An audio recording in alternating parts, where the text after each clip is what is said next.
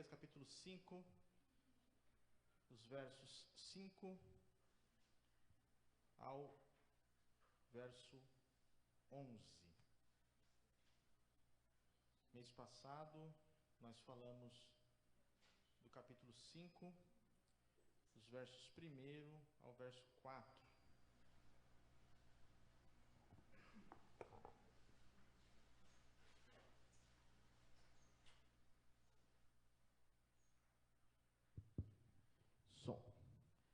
Os versos 1 ao verso 4, e hoje nós vamos falar do verso 5 ao verso 11. Esses textos são textos difíceis de entender, então nós precisamos nos atentar à leitura, acompanhar a leitura com bastante atenção e também à exposição da palavra. Então não deixe que nenhuma distração venha a ser aí razão para você perder alguma informação importante para a interpretação do texto e, obviamente, para a sua vida espiritual. Afinal de contas, o que eu estou falando aqui nada mais é do que a palavra de Deus, e é ela quem nos edifica, quem nos transforma, quem nos fortalece. Verso de número 5, do capítulo 5 do profeta Zacarias, diz assim: E saiu o anjo que falava comigo, e disse-me: Levanta agora os teus olhos e vê. Que é isto que sai? E eu disse: Que é isto? E ele me disse: Isto é um efa que sai. Disse ainda: Este é o aspecto deles em toda a terra. A versão de vocês diz: Esta é a iniquidade deles em toda a terra. E eis que foi levantado um talento de chumbo, e uma mulher estava assentada no meio do efa. E ele disse: Esta é a impiedade. E a lançou dentro do efa, e lançou sobre a boca deste o peso de chumbo. E levantei os meus olhos e vi, e eis que saíram duas mulheres, e traziam vento nas suas asas, pois tinham asas como as de cegonha, e levantaram o efa entre a terra e o céu. Então eu disse ao anjo que falava comigo: Para onde levam elas o efa? E ele me disse: Para lhe edificarem uma casa na terra de Sinar, e estando ela acabada, ele será posto ali na sua base. Amém. Você deve ter pensado: eu não entendi, foi nada do que esse texto está dizendo. Entendi nada. Mas você vai entender se Deus permitir. Senhor, nós te louvamos pela leitura da sua palavra. Apesar de ser um texto difícil, esse texto foi colocado aqui pelo Senhor, inspirado pelo teu Espírito, com razões não só teológicas, mas também práticas para o povo de Israel, que esses textos nos alcançam também, Senhor. Nos alcançam nessa noite com verdades preciosas que serão extraídas aqui. E como eu sempre oro, eu peço ao Senhor que fale aos nossos corações, pois o Senhor é o nosso pastor, é o nosso mestre, é o Senhor que ensina o seu povo. Que as minhas limitações, fraquezas e qualquer outra coisa não seja razão para o Senhor deixar de operar no nosso meio essa noite, mas fale conosco pela tua palavra. É assim que oramos em nome de Jesus Cristo. Amém. Queridos irmãos, nós então, depois de uma grande batalha, alguns meses aí, nós chegamos na 7ª visão do profeta Zacarias. Esta é a penúltima de uma série de 8 visões que Zacarias recebe aí no início do seu livro, registrando no início do seu livro, de 8 visões que eu já anunciei para os irmãos. Já tenho falado para os irmãos que são 8 visões iniciais que o profeta Zacarias traz para o povo de Israel, lembrando os irmãos que o contexto aqui se dá exatamente quando o povo de Israel volta do cativeiro babilônico, depois de passar 70 anos no cativeiro babilônico.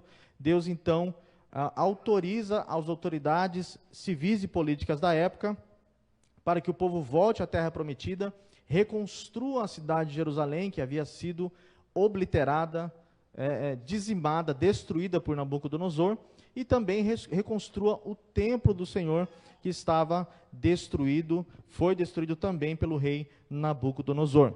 Nessa visão, nós veremos como Deus continua a comunicar aqui ao povo de Israel a sua vontade e plano para a restauração do povo de Israel novamente na sua terra. Essa visão do efa, eu já vou explicar para os irmãos o que isso significa.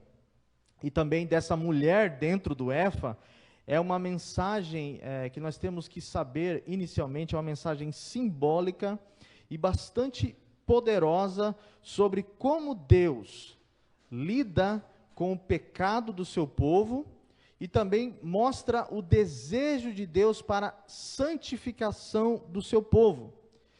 Deus, em meio a essa restauração, levantando o profeta Zacarias para estimular o povo à restauração, em meio a essa restauração, deixa bem claro que ele não tolera a iniquidade no meio daqueles que são chamados pelo seu nome. Então, essa é basicamente a ideia exegética dessa passagem. Deus vai lidar agora diretamente com a iniquidade do povo de Israel, mostrando que ele não tolera a iniquidade, não tolera pecado no meio do seu povo, já que ele é um Deus santo. E a primeira coisa que nós vamos aprender aí, meus irmãos, dos versos 5 e 6, que são os versos iniciais da passagem, esse pequeno bloco vai nos mostrar como Deus conhece o pecado do seu povo. Deus conhece o pecado do seu povo. E o texto inicia aí no verso 5, citando mais uma vez, como nós temos visto aqui, nas sequentes visões de Zacarias, o anjo intérprete, chamando mais uma vez a atenção do profeta Zacarias a esta próxima visão que ele está recebendo. Parece que, fazendo uma leitura superficial do texto aqui, a visão ela está em movimento, por causa dessa expressão. Nós deduzimos isso por causa da expressão, isto que sai. O anjo então conclama Zacarias a prestar atenção naquilo que está saindo. Talvez diferentemente das outras visões que eram estáticas, esta visão possivelmente estava em movimento por causa dessa expressão, isso que sai, algo que está surgindo diante do profeta. E no verso seguinte, o verso 6, como de costume, Zacarias pergunta o que é a visão. Eu tenho destacado para os irmãos que para nós compreendermos o significado dessas visões, nós temos que acompanhar o anjo intérprete, porque até mesmo o profeta Zacarias aqui, claramente, está com dificuldade de entender o significado dessas visões. Por isso a pergunta, o que é isso? Então o anjo vem auxiliando Zacarias a compreender essas visões. Isso significa dizer que eu não posso colocar aqui o significado no texto, baseado nas minhas elucubrações, nas minhas percepções, naquilo que eu acho, mas entender o que o anjo está aqui explicando conjuntamente ao profeta Zacarias. E observem os irmãos que essa curiosidade de Zacarias, esse que isto, né? É uma curiosidade positiva. Ele está querendo aqui entender o que o anjo está mostrando para ele, o que Deus está mostrando para ele. E quem dera, na verdade, que todo o povo de Deus tivesse esse desejo, né? De compreender exatamente aquilo que Deus está fazendo, também aquilo que está registrado nas Sagradas Escrituras. O que nós temos visto é exatamente o contrário. Às vezes, a dificuldade de entender certas coisas na Bíblia, certas coisas nas Escrituras, infelizmente, tem servido de desestímulo para as pessoas buscarem ainda mais conhecer a Deus. Quantos dão a desculpa de que não leem a Bíblia porque não entendem a Bíblia? Eu não consigo compreender a Bíblia, as demasiadas genealogias, os termos difíceis que o apóstolo Paulo usa, toda a argumentação lógica dele para tratar de coisas tão profundas, tão difíceis, tudo isso, infelizmente, tem servido de estímulos para que as pessoas deixem de buscar conhecimento das Escrituras. Mas perceba que Zacarias não era assim. Zacarias estava diante de um grande desafio de compreensão a respeito do que Deus estava falando. Ele não fala assim, bom, já não estou entendendo, eu vou virar as minhas costas e vou para a minha casa, ou vou pedir para o pastor explicar para mim, vou pedir para alguém. Não, ele pergunta, obviamente, para que Deus lhe revele, porque a Bíblia diz exatamente isso, que o Espírito de Deus nos conduziria, nos guiaria em toda a verdade. Então, as coisas espirituais, elas são discernidas espiritualmente. Se nós pedirmos a Deus que nos ensine, que nos guie, que nos conduza, Ele há de nos explicar, há de nos ensinar, obviamente, por mecanismos, sejam eles subjetivos, ou até mesmo mecanismos objetivos, que são os pastores, são os mestres, os livros, e todo aí o arcabouço de instrução que Deus dá para o povo de Deus. Então perceba que essa curiosidade é teológica. Quem é curioso, aprende. Quem é curioso, conhece. Quem pergunta, obterá respostas, não é verdade? E o mesmo versículo diz, então, que o que está diante dele, meus irmãos, é um efa que sai. Que coisa difícil, né? Um efa que sai. Um efa, meus irmãos, nada mais era do que uma medida de cereal. Representa uma medida comercial usada na época, e a medida era semelhante a um cesto ou um recipiente. Então, um efa, grave isso, era um cesto ou um recipiente. E esse cesto está aparecendo diante de Zacarias. E ainda no mesmo versículo, no verso 6, sem o profeta perguntar desta vez, o anjo intérprete já diz o que aquele efa significava. O texto diz aí, na versão de vocês, deixa muito mais claro do que na minha, que o efa representava a medida da iniquidade do povo que estava espalhada por toda a terra.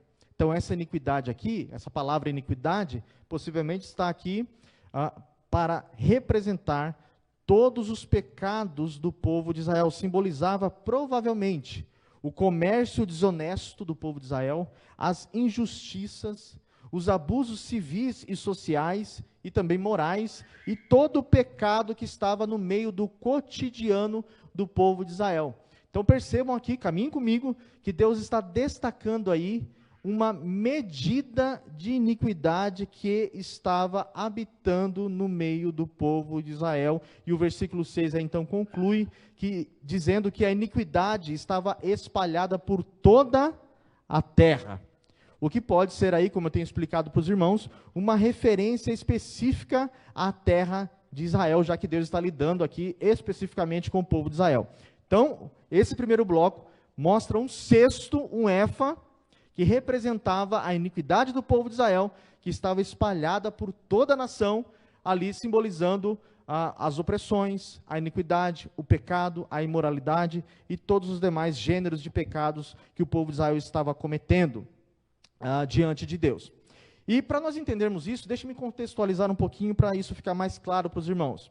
A primeira observação que nós devemos fazer ao ler ou nos depararmos com esse efa que sai, é que o pecado, claramente esse texto quer nos ensinar que o pecado é um impedimento para o agir de Deus no meio do seu povo. Perceba que Deus quer usar o povo de Israel para restaurar Jerusalém e para restaurar o templo e assim renovar e reativar o culto que estava encerrado. Mas o pecado estava sendo uma obstrução, estava sendo um impedimento para Deus agir no meio do povo. Olha aqui para mim. Onde o pecado está, Deus não vai agir. Onde o pecado está, Deus não vai. Se você quiser anotar isso, anote isso aí. Onde o pecado está, Deus não vai agir. É necessário que o pecado seja removido antes de Deus sair. Para Deus agir, o pecado precisa ser tirado do meio do povo. É isso que o profeta Isaías diz no capítulo 59, verso 1 ao 3 do seu livro. Ele diz assim: eis que a mão do Senhor não está encolhida, para que não possa salvar, nem surdo o seu ouvido, para que não possa ouvir. Mas ele diz: as vossas iniquidades, as nossas iniquidades, é que fazem separação entre vós e o vosso Deus, e os vossos pecados é que encobrem o vosso rosto de vós, para que ele não ouça vocês.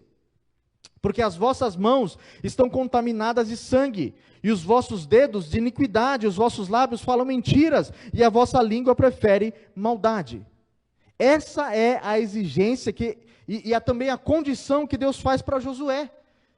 Josué capítulo 3, verso 5, Deus diz assim: disse Josué ao povo: santificai-vos, porque amanhã o Senhor fará maravilhas no meio de vós. Ou seja, se o povo não se santificasse, ele não veria as maravilhas que Deus desejaria ou deseja operar no meio do seu povo. A santificação, então, é uma condição para as operações no meio do povo. Essa é a primeira observação que nós fazemos nesse primeiro bloco. Segundo lugar, outra observação é que Deus, atentem para isso, Deus conhece os nossos pecados.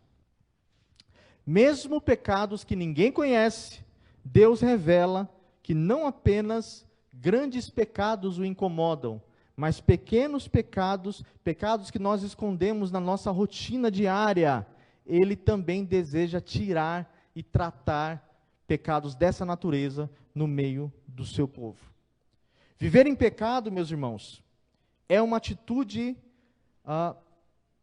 tola e absurdamente incoerente. Esconder pecados, já que nós temos a plena consciência de que Deus conhece todas as coisas. Se Deus conhece todas as coisas, nós sabemos que Deus é onisciente e conhece absolutamente tudo. Viver em pecado é uma atitude absurdamente incoerente. Deus sabe o que nós cometemos, mesmo quando ninguém vê, mesmo quando o pastor não está perto, mesmo quando o marido não está perto, quando a esposa não está perto, quando o pai ou a mãe não está perto, Deus está lá vendo e compartilhando daquele momento em que você está pecando. Os olhos do Senhor, diz Provérbios, estão sobre toda a terra, contemplando os justos e os injustos. No século XVIII, com o advento do iluminismo, surgiu um movimento, meus irmãos, chamado deísmo. E esse movimento, que era uma espécie de cientificismo teológico, uma tentativa de conjugar a ideia da existência de um ser pensante que criou o universo, eles criaram a possibilidade de um Deus completamente impessoal, que criou o mundo. Eles inclusive chamavam esse Deus de o Deus relojoeiro, que criou o mundo, deu cordas no mundo e deixa o mundo agir de acordo com os seus desejos, as suas paixões e as suas percepções. Esse Deus do século XVIII, o Deus do deísmo, era um Deus que não agia na história, não intervinha na história. Obviamente, conceber a ideia de um Deus assim, se dá, obviamente, para se livrar da culpa, se livrar da responsabilidade que o pecado gera. Eu creio em Deus, mas eu creio que Deus está longe daqui. Ele está lá com coisas muito mais importantes pelas quais Ele tem que se preocupar do que, por exemplo, com as minhas mentiras, do que, por exemplo, com a maneira como eu lido com o dinheiro. E paz, meus irmãos, esse deísmo é chamado pelos teólogos de deísmo frio, que é um deísmo mais acadêmico, mais sofisticado. No entanto, existe uma espécie chamada pelos teólogos também de deísmo quente. O que é o deísmo quente? É o deísmo que existe entre os cristãos, que creem que Deus é um Deus pessoal e que age na história. No entanto, eles tornam esse Deus seletivo em relação também às suas preocupações. São crentes que conseguem conjugar, lamentavelmente, a sua vida religiosa, eles conseguem conjugar a sua vida religiosa com práticas pecaminosas, ocultas, escondidas no coração, e pecados que cometem diante, ou melhor, quando não cometem diante das pessoas. As pessoas que vivem o deísmo quente, eles creem em Deus, porém eles vivem como se Deus não existisse, como se Deus não tivesse preocupado com coisas pequenas, com os nossos pensamentos, por exemplo, com os nossos sentimentos, com a nossa ira, com a nossa avareza, com o nosso orgulho e com a idolatria, talvez, que nós temos no nosso coração. Irmãos, esse não é o Deus da Bíblia.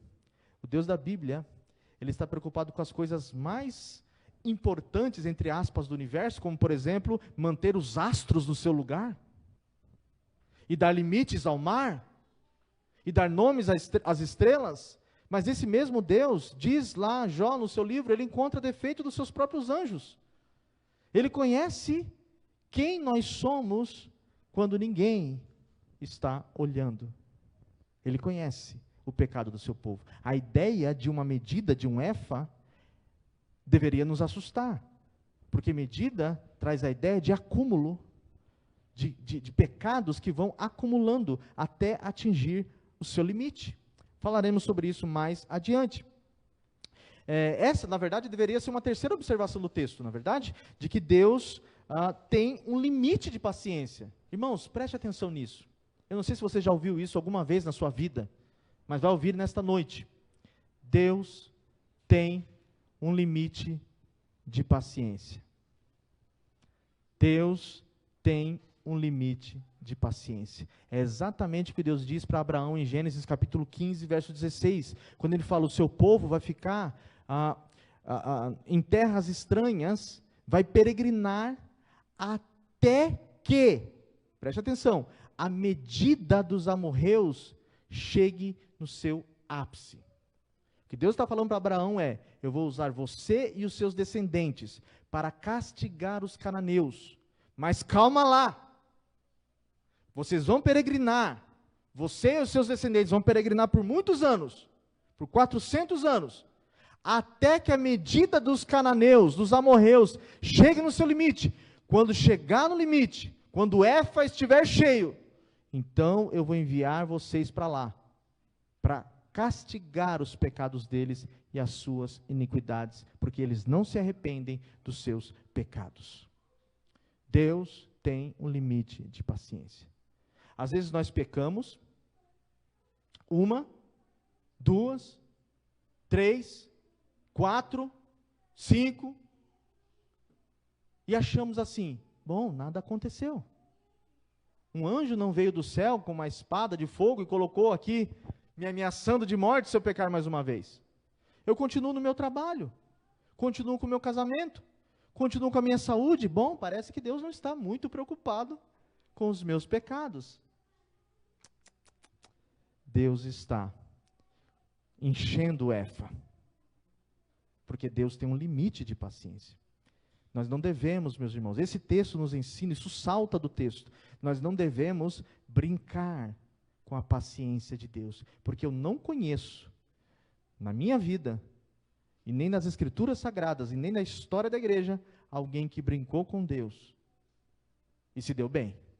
O tempo pode passar, dias, meses, anos, mas uma hora nós teremos que prestar contas dos nossos pecados diante de Deus. E deixe-me dizer uma coisa para os irmãos: tempo não perdoa pecados. Tempo não perdoa pecado. Bruno, mas faz tanto tempo, eu magoei aquela pessoa faz tanto tempo, e daí? Tempo não perdoa pecado. Alguém vê isso na Bíblia? Bom, já que passou tanto tempo, deixe para lá. Eu pequei contra Deus, faz tanto tempo, então Deus parece que não se importa mais com isso. Não. O que perdoa pecados é quando nós nos arrependemos dos nossos pecados, confessamos os nossos pecados, e Deus nos perdoa por intermédio de Cristo. O autor de Provérbios, Salomão, diz exatamente isso: aquele que confessa e deixa, esse sim alcançará a misericórdia. Não é aquele que espera o tempo passar, espera as coisas ficarem bem. Bom, agora as coisas estão bem, fulano está até falando comigo novamente, parece que ele esqueceu. Bom, mesmo que ele tenha esquecido, Deus não esquece. Deus só esquece pecados cujo arrependimento é uma realidade do nosso coração. Esses pecados que nós nos arrependemos e confessamos, esses pecados então são perdoados por Deus. Quantas vezes, meus irmãos, nós escondemos e acomodamos pecados na nossa vida? Eu sei que Deus está falando conosco, porque Deus não fala com quem está ausente.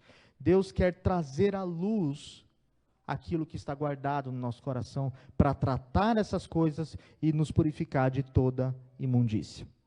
A segunda coisa que nós aprendemos aí, irmãos, é que Deus não só conhece, mas Deus contém ou limita o pecado do seu povo. Isso vai do verso 7 ao verso 8.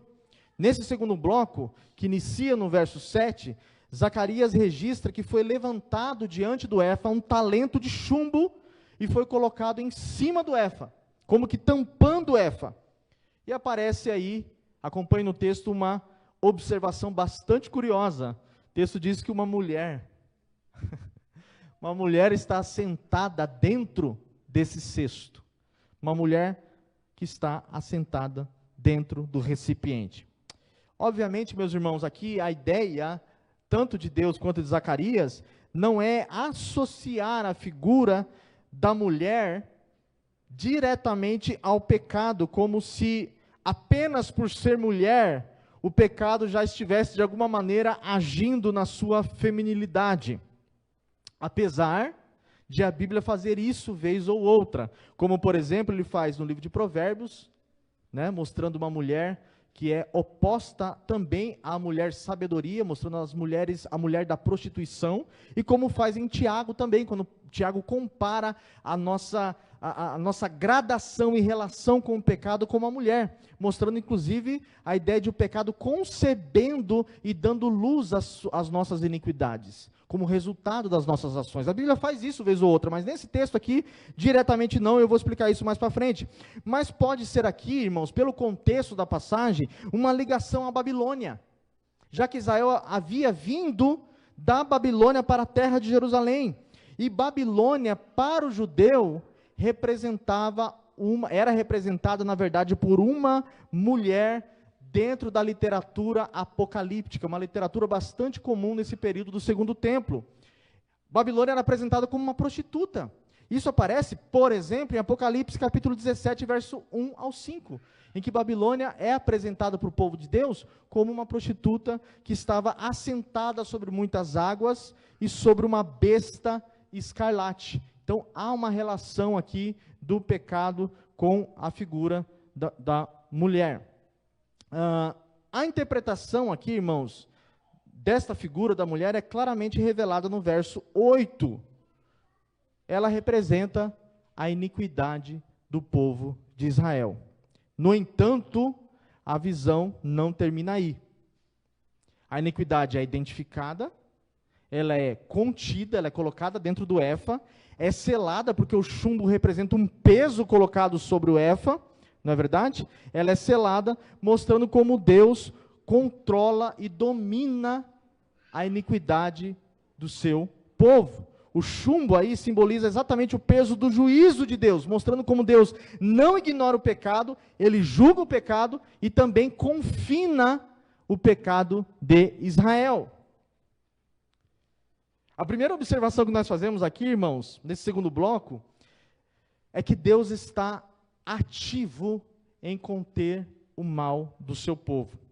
E às vezes, eu não sei os irmãos, mas às vezes isso me assusta um pouco. Quando eu olho, por exemplo, para a condição do mundo na qual nós estamos vivendo, e até mesmo as escrituras preveem que os dias seriam maus, que os dias seriam trabalhosos, as pessoas, inclusive cristãos, teriam comichão nos ouvidos, elas não iam desejar ouvir a verdade. Como eu disse aqui no sermão de sexta-feira, a última coisa que as pessoas querem hoje em dia é a verdade. E o que nós temos visto é a iniquidade aumentar e mais, ao ponto de a Bíblia dizer que quando Jesus voltar, ele vai perguntar: acharia eu fé na terra? Tamanha iniquidade do mundo nos seus últimos dias. A mentira é uma coisa comum, o adultério, a imoralidade, a sensualidade, o roubo, a opressão, os números de maldade. Parece que o homem inventa mais e mais maneiras de pecar contra Deus. E diante dessa confusão toda, diante de toda essa iniquidade, às vezes nós nos sentimos um tanto quanto desesperançosos, oprimidos, apertados. O que Deus está fazendo diante dessa confusão toda? Porque parece, a sensação que nós temos é que Deus está desatento com todas essas coisas. Mas essa passagem aqui nos mostra exatamente o contrário. Como Deus está ativo, preste atenção, em conter o mal do seu povo. Deus, eu já disse isso várias vezes para os irmãos, é paciente. Ele é longânimo. Deus, ele é demorado, às vezes, para exercer juízo sobre o pecado, porque ele tem esperança, no bom sentido da palavra, de que aqueles que estão vivendo no pecado se arrependam dos seus pecados. É isso que Pedro diz na sua epístola, que Deus é paciente, não querendo que nenhum se perca, mas que se arrependam e cheguem ao conhecimento da verdade. Deus não é impune, ele é paciente. Ele sela e restringe o pecado de Israel no seu tempo. É no tempo de Deus de que todas as coisas serão consertadas. Isso deve trazer esperança para os nossos corações. A diferença, meus irmãos, entre o justo e o ímpio não está nesta vida. Não pense que você vai encontrar a diferença entre uma pessoa obediente a Deus e uma desobediente nesta vida. Às vezes as coisas vão parecer o contrário. Não é isso que acontece com o salmista Asaf no Salmo 73? Quando ele vê o ímpio prosperando, ele vê o ímpio engordando, ele vê o ímpio enriquecendo, ele vê o ímpio recebendo tantas coisas, e ele diz: inútil para mim é servir a Deus. Em vão eu tenho lavado as minhas mãos da inocência, porque Deus favorece o ímpio, e eu que sou justo, só me dou mal, estou só tropeçando. E ele continua o seu salmo, o seu lamento, até, lá no meio do Salmo 73, ele diz: até que eu entrei no santuário.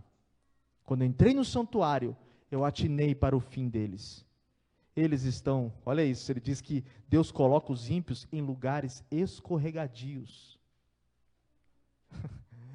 Ou seja, aquilo que Deus dá para essas pessoas, na verdade não é bênção. Na visão de Asaf. Na verdade será uma razão exatamente para puni-los.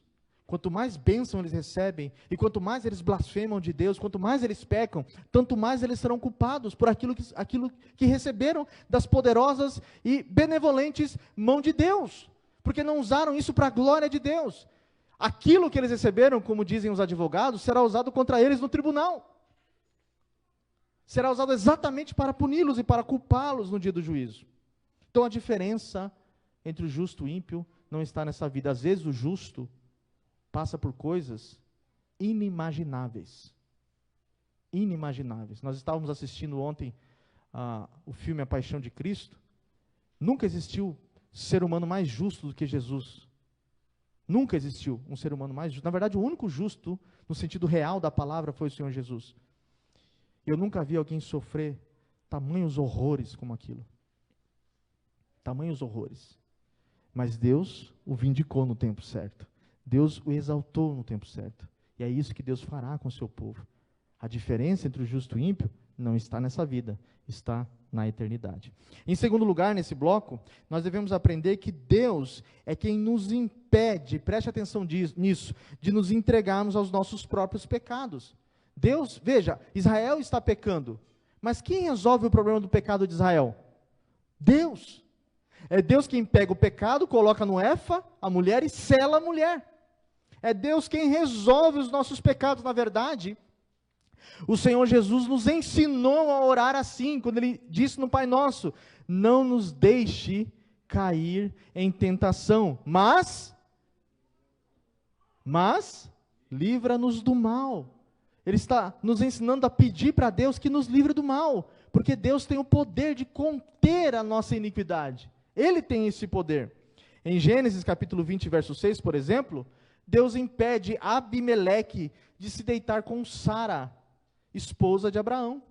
Em Judas, capítulo 1, só tem um capítulo, na verdade, verso 24, está escrito assim: ora, aquele que é poderoso para vos guardar de tropeços, e para vos apresentar com exultação imaculados diante da sua glória. Ele está dizendo aqui que Deus é poderoso para nos guardar de tropeços, nos guardar de pecar contra Ele. Nesse sentido, a nossa luta contra o pecado nunca deve ser autônoma. Por quê? Se nós acharmos que nós podemos nos livrar dos nossos pecados sozinhos, nós vamos fracassar.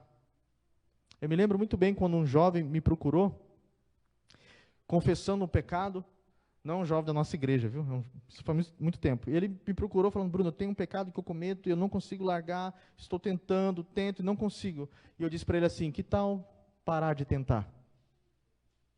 E ele: mas você está ficando doido?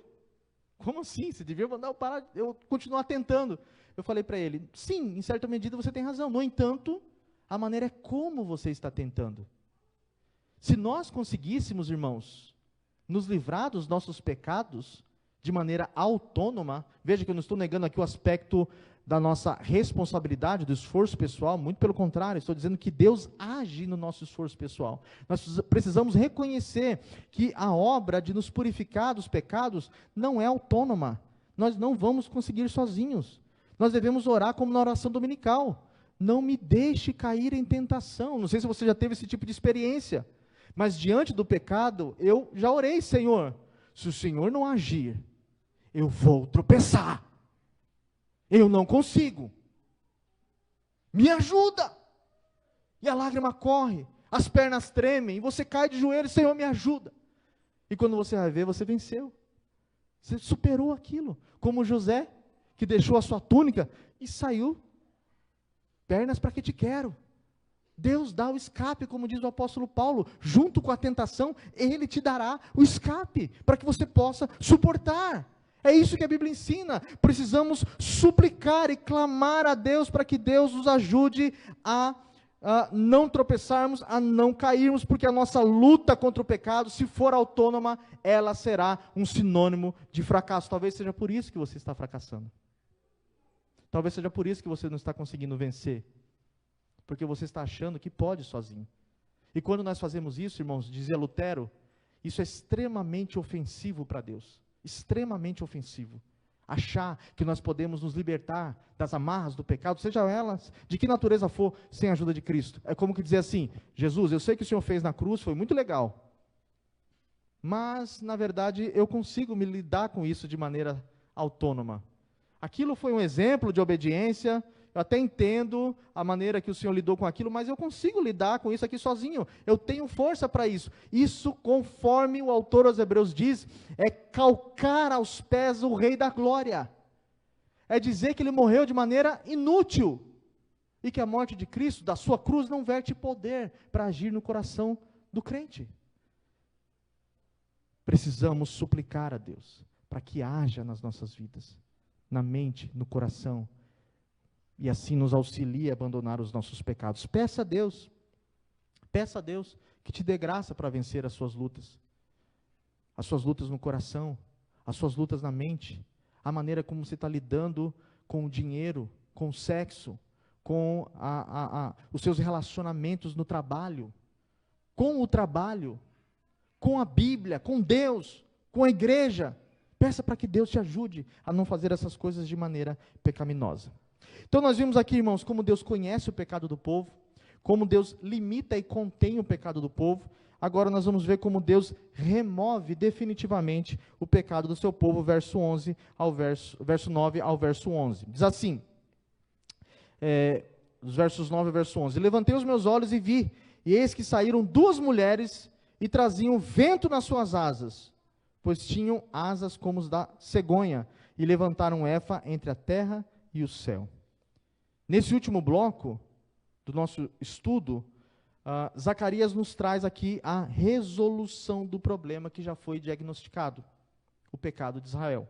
Verso 9, o profeta mais uma vez levanta os olhos e vê duas mulheres com asas, mulheres aladas. A expressão trazer o vento nas suas asas que aparece aí pode significar que elas estavam voando. Essas mulheres estavam batendo as suas asas ali, né? E no final do versículo diz o que elas vieram fazer. Elas vieram levantar o Efa entre a terra e os céus. O que elas vieram fazer? Levantar o Efa, o cesto, entre a terra e o céu. Isso te lembra alguma coisa? Isso te lembra alguma coisa? Levantar o pecado entre a terra e o céu? Exatamente, a obra de Cristo. Ele disse que seria levantado, levando a nossa iniquidade. Jesus estava entre a terra e o céu no momento da sua crucificação. Portanto, meus irmãos, como eu já destaquei aqui, as duas mulheres com essas asas, elas simbolizam exatamente a ação de Deus em remover o pecado do povo. Por isso, não dá para exegeticamente atribuir a figura, preste atenção nisso, a figura do pecado à mulher propriamente dito. Por quê? Porque aqui as mulheres não representam o pecado. Nesse terceiro bloco, as mulheres, elas representam exatamente a ação santa de Deus de remover o pecado do povo. Elas aparecem no sentido altamente positivo. Eu diria até que elevadíssimo, sendo usadas como instrumento das mãos de Deus para remover o pecado de Israel. E no verso seguinte, o verso 10, Zacarias pergunta para onde elas estão levando o Efa, ou seja, esse cesto aí de reservar grãos com a mulher dentro. Ele pergunta, para onde elas estão indo? E a resposta vem no verso 11. Elas levariam um Efa para a terra de Sinar, e lá elas edificariam uma casa para aquele Efa. Isso significa dizer que deve ser entendido que a iniquidade seria levada para longe. Deus tiraria o pecado, selaria no Efa e tiraria o pecado da nação de Israel e levaria para longe. A terra de Sinar aqui, irmãos, pode anotar aí no cantinho da sua Bíblia, é um termo intercambiável para a Babilônia. Então, como Israel veio da Babilônia e foram 70 anos no cativeiro, 70 anos, Israel se descaracterizou nesse período, se tornou uma nação pagã, até a linguagem deles mudou. O hebraico virou aramaico. Muitas coisas foram transformadas, muito paganismo foi enxertado dentro da nação de Israel. E Deus queria que o povo se purificasse e voltasse ao judaísmo puro. Então ele representa dessa visão aqui que estaria removendo o pecado e devolvendo o pecado ao seu destino, à sua origem, melhor dizendo. Toda a idolatria, toda a rebelião voltaria para a terra da Babilônia. O pecado é enviado de volta à sua fonte e removido da presença do povo santo de Deus. Deus estava tirando a Babilônia do meio do povo de Israel. Deus estava tirando a Babilônia do meio do povo de Israel. E é isso que nós precisamos pedir para Deus, para que Deus tire a Babilônia dos nossos corações. Tire a Babilônia dos nossos corações. Veja, meus irmãos, esse último bloco, eu já caminho para o encerramento aqui, ele é totalmente cristológico. Esse último bloco é totalmente cristológico. Jesus foi quem levou sobre si, como já destacamos aqui, os nossos pecados, conforme as Escrituras nos ensinam. A Bíblia diz que Deus lançaria os nossos pecados para longe de nós. Deus lançaria os nossos pecados, assim como as mulheres aladas estavam levando o Efa para a Babilônia, há promessas da Escritura de que Deus removeria o pecado e tiraria o pecado do meio do seu povo, lançaria para longe o pecado do seu povo. Veja o que diz o Salmo 103, verso 12, abra sua Bíblia aí no Salmo 103, verso 12. Acompanhe comigo, Salmo 103, verso 12. Olha o que o salmista diz. Salmo 103, verso 12. Quanto dista o Oriente do Ocidente, assim afasta de nós as nossas transgressões. Alguém sabe medir aí a distância do Oriente para o Ocidente? Quem consegue dizer? Qual é a distância do Oriente para o Ocidente? Não tem como medir. É uma distância infinita. Vai depender de onde você está. É uma distância, vou inventar uma palavra aqui, imedível. Existe isso, imedível? Não sei. Mas é uma distância imedível. Imensurável, né? Melhor, né? Não dá para medir. E é a promessa de que Deus distanciaria os nossos pecados como o Ocidente é distanciado do Oriente. Há uma música de uma banda americana chamada Casting Crowns, até recomendo essa música para os irmãos. A música, no inglês, é East to West, que quer dizer exatamente isso, leste para o oeste. E ele diz assim na letra, eles dizem assim na letra, Jesus, olha isso, irmãos, Jesus, tu podes me mostrar qual é a distância do leste para o oeste? Eles perguntam. Tu podes me mostrar qual é a distância do leste para o oeste? Aí ele diz, tu sabes, Senhor, qual é a distância do leste para o oeste? E aí ele responde, é a distância de uma mão furada à outra. Que bonito, né? Que poesia bonita. A distância que se assemelha ao Oriente para o Ocidente, do leste para o oeste, é a distância de uma mão furada à outra. A graça de Deus. Deus leva o pecado do seu povo para longe. Louvado seja o nome do Senhor. Essa é a maior esperança que nós temos. Essa passagem também nos mostra, irmãos, esse último bloco, como Deus, de uma maneira muito misteriosa, Ele tem controle sobre o pecado. Eu sei que Deus é santo. Eu sei que Deus não peca. Deus não peca, Ele não erra, mas Ele tem uma maneira muito misteriosa de lidar com o pecado, não tem? Às vezes chega a ser assustador, a gente olha para as Escrituras, Deus lidando com certas coisas e fala, meu Deus, como isso é possível. Por que eu destaco isso? Porque existem teologias que ensinam que Jesus, na crucificação, ele apenas proporcionou para nós a possibilidade de salvação. Então Jesus morreu, agora cada um por si. Use do seu livre-arbítrio para se livrar do seu pecado. É o que ensinam por aí. Mas, na verdade, o que a Escritura ensina, de acordo com a ortodoxia cristã, é que Deus, de fato, na crucificação, escute isso, irmãos, Ele removeu o pecado do seu povo. Ele tirou o pecado do seu povo. Entendem isso? De maneira que aqueles que creem em Cristo, eles estão justificados, eles estão inculpáveis. Paulo diz isso. Quem intentará acusação contra os escolhidos de Deus? Quem vai acusar você dos seus pecados? É Deus quem os justifica. Então ele continua a poesia. Não há acusação. Ninguém pode nos acusar porque Cristo, de fato, removeu os nossos pecados. A cruz, ela foi o golpe definitivo de Deus contra o efa dos nossos pecados. Não há mais culpa para aqueles que estão em Cristo Jesus. Nenhuma condenação há para aqueles que estão em Cristo Jesus, que não andam segundo a carne, mas segundo o Espírito. Dessa maneira, meus irmãos, nós precisamos odiar o pecado, como Deus o odeia. Se Cristo morreu por nós, se de fato, como Paulo diz, nós recebemos o Espírito de Deus, então o pecado não deve ter espaço no nosso meio. Ele não deve ter espaço na sua vida. Você odeia o que Deus odeia? Ou você ama aquilo que Deus odeia? Se nós somos cristãos, nós temos que odiar o que Deus odeia. E Deus odeia o pecado. O pecado aborrece a Deus. O pecado entristece a Deus. O pecado fere. E isso deve também nos entristecer, nos ferir, nos aborrecer. Qual foi a última vez, meus irmãos, que você chorou por ter pecado contra Deus? Qual foi a última vez que você realmente se lamentou no profundo da sua alma por ter pecado contra Deus?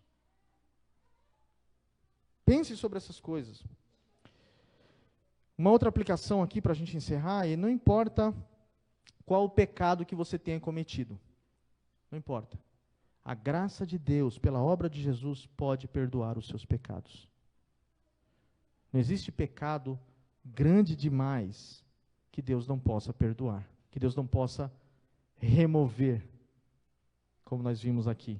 Paul Washer diz o seguinte: nunca se atreva a pensar que o seu pecado é mais poderoso ou é maior do que o sangue de Jesus Cristo. Nada é maior do que o sangue de Jesus. Não importa a natureza do pecado que você tenha cometido. Talvez você esteja entrado aqui essa noite, ou está ouvindo esse sermão pela internet, com um fardo nas suas costas, com o peso da culpa, pesado, de ter pecado contra Deus. E você está encurvado, entristecido, pensando: o que eu vou fazer agora? Como eu vou comparecer diante de Deus? Fica como Adão, tentando se esconder dos arbustos, né? Nada contra os irmãos que se assentam nos últimos bancos da igreja, mas às vezes as pessoas fazem isso para fugir. Não é o caso de todos, mas alguns fazem isso. Fogem e ficam se escondendo, arrumando justificativas para isso ou para aquilo. Traga o seu fardo, traga o seu efa, porque você não consegue carregar. Tem uma mulher pesada aí dentro, você não vai conseguir carregar. O peso da iniquidade é pesado demais. Você precisa da ajuda de Deus para que Ele, pelo seu sangue, levante isso entre a terra e o céu, como fez na crucificação, e leve os seus pecados para longe. Portanto, meus irmãos, a visão do efa que nós vimos essa noite é um lembrete forte de que Deus não tolera o pecado entre os seus. Ele é santo e deseja um povo santo. Mas também é um sinal de esperança. O pecado será tratado, contido e removido. Nossa parte, diante do que ouvimos hoje, é cooperar com esta obra. Cooperar com esta obra, permitindo que Deus revele os nossos pecados, julgue os nossos pecados e também remova tudo aquilo que não agrada a Ele. Permita que Deus revele o que está escondido no seu efa. Permite que Deus revele o que está escondido no seu efa. Deixe que Ele coloque um selo sobre esse pecado, o selo do sangue do Cordeiro, e também deixe que Ele leve isso para longe de você, a distância do Oriente para o Ocidente, de uma mão furada à outra. Viva, portanto, em santidade. Que Deus nos abençoe nesta noite, em nome de Jesus.